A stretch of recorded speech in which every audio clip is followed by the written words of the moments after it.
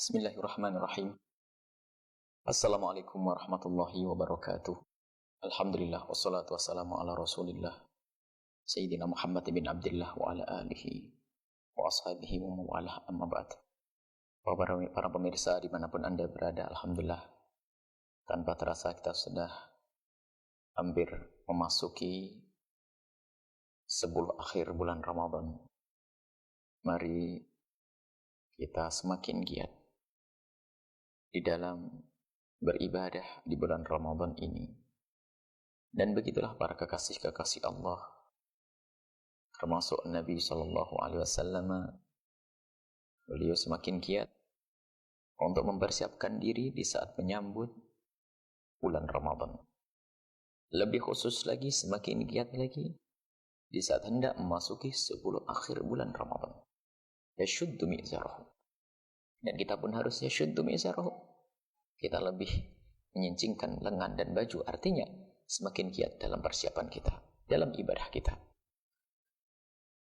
Nabi SAW pernah menasihati para wanita-wanita yang saat itu para wanita menginginkan agar punya waktu khusus untuk bisa duduk dan belajar dengan Nabi SAW. Dan kasih sayang Nabi dan cinta Nabi kepada umat, beliau memberi kepada para wanita untuk bisa berkumpul. Lalu Nabi menasihati mereka, memberikan perintah kepada mereka. Dan di antara yang Nabi SAW sampaikan adalah ma minkunna imra'atun, tidak ada seorang wanita dari kalian yang tuqaddimu thalathatan, yang telah memberi 3 anak, min waladiha, dari anaknya, maksudnya 3 anak.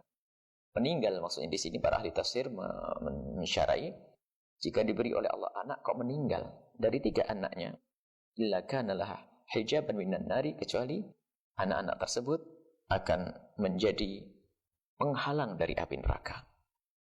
Waqalat imra'atun, kemudian seorang wanita yang bertanya, wa thnataini, 3 ya Rasulullah. Dan 2 orang ya Rasulullah. Dijawab Rasulullah, ya 2 orang. Wa thnataini, dan 2 orang. Ini menunjukkan bahwa kemuliaan yang diberikan oleh Allah kepada wanita luar biasa.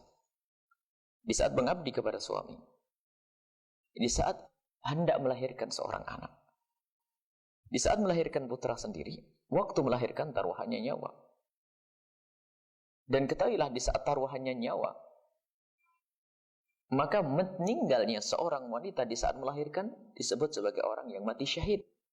Tempatnya adalah di surga Allah Subhanahu wa ta'ala. Dan itu tidak bisa diminta. Kemudian melahirkan anak, buah hatinya yang sangat dicintainya, kemudian ternyata diambil oleh Allah Subhanahu wa ta'ala. Ternyata dia menjadi wanita yang sabar. Maka ketahuilah, anak yang meninggal tersebut akan menjadi penghalang dari api neraka kalau ia faham. Akan menjadi tabungan baginya nanti kelak di akhirat. Semoga Allah menjadikan anak kita umur panjang semuanya, sampai bisa berjuang di jalan Nabi SAW. Akan tapi siapapun, wahai para wanita, yang diuji oleh Allah dengan anak yang meninggal di masa kecilnya, maka ketahuilah, itu pertanda bahwa orang tuanya akan menjadi orang yang selamat, yang insya Allah akan menjadi ahli surga. Karena apa? Sudah Allah siapkan ahli surganya. Yaitu sudah siap oleh Allah siapkan yang melayani di surganya, yaitu anak-anaknya tersebut. Maka dari itu, wahai wanita, jangan ragu dengan pengabdianmu kepada suamimu untuk melahirkan anak-anak dari suamimu. Semuanya adalah keindahan.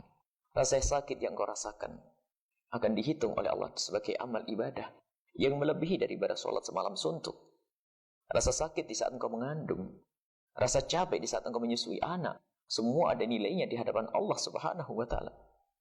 Dan ini mengalahkan daripada jihad di jalan Allah, mengalahkan daripada berperangnya kaum pria di medan laga. Dan memang wanita pun dengan begitu adalah juga berjuang, berjihad. Taruhannya adalah nyawa. Maka jangan ragu dengan anak-anak. Dan jangan khawatir dengan anak-anak. Dan jangan sampai kita itu dengan hadirnya anak itu merasa tidak senang. Atau di saat anak itu diambil oleh Allah, kemudian kita berubah menjadi orang yang putus asa. Jika ada anak yang diambil oleh Allah sebelum dewasa, di masa kecil, itu Allah sayang kepada anak tersebut.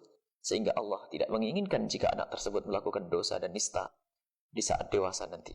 Maka diambillah oleh Allah. Dan tempatnya di mana? di surga Allah Subhanahu wa taala. Dan orang tuanya pun ternyata yang rela dengan kisah itu semuanya, yang rela dengan anaknya, maka orang tua tersebut pun akan mendapatkan kemuliaan di hadapan Allah Subhanahu wa taala. Mari kita merenungi diri kita sendiri. Bagi yang punya anak, tolong dididik dengan benar, dirawat dengan benar. Ada tanggung jawab di hadapan Allah Subhanahu wa taala. Dan yang tidak punya anak, jangan khawatir.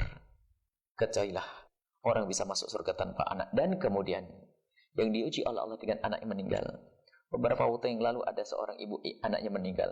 Sudah bertahun-tahun masih dirundung duka. Seolah-olah ia tidak rela dengan apa yang Allah putuskan. Boleh Anda berduka, boleh Anda menangis, akan tapi jangan sampai hati Anda berkata tidak rela kepada Allah Subhanahu wa taala. Nabi SAW di saat Sayyidina Ibrahim, putra beliau yang tercinta, wafat, meninggal, Nabi Muhammad SAW menitikkan air mata dan Nabi bersabda, air mata ini menangis. Mata ini menangis, akan tapi aku tidak akan melakukan sesuatu kecuali yang diridhai oleh Allah Subhanahu wa taala.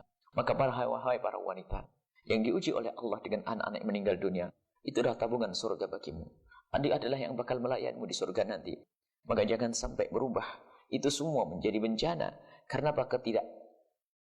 Karena hati yang tidak menerima. Apalagi kadang mencaci takdir, mencaci ketentuan Allah, mengatakan Allah tidak adil, dan seterusnya dan seterusnya. Akan tapi katakanlah, surga ada di hadapanmu. Ikhlas, terima itu semua dengan ikhlas, maka engkau akan menjadi ahli surga. Ahli surga, ahli surga dari kaum wanita.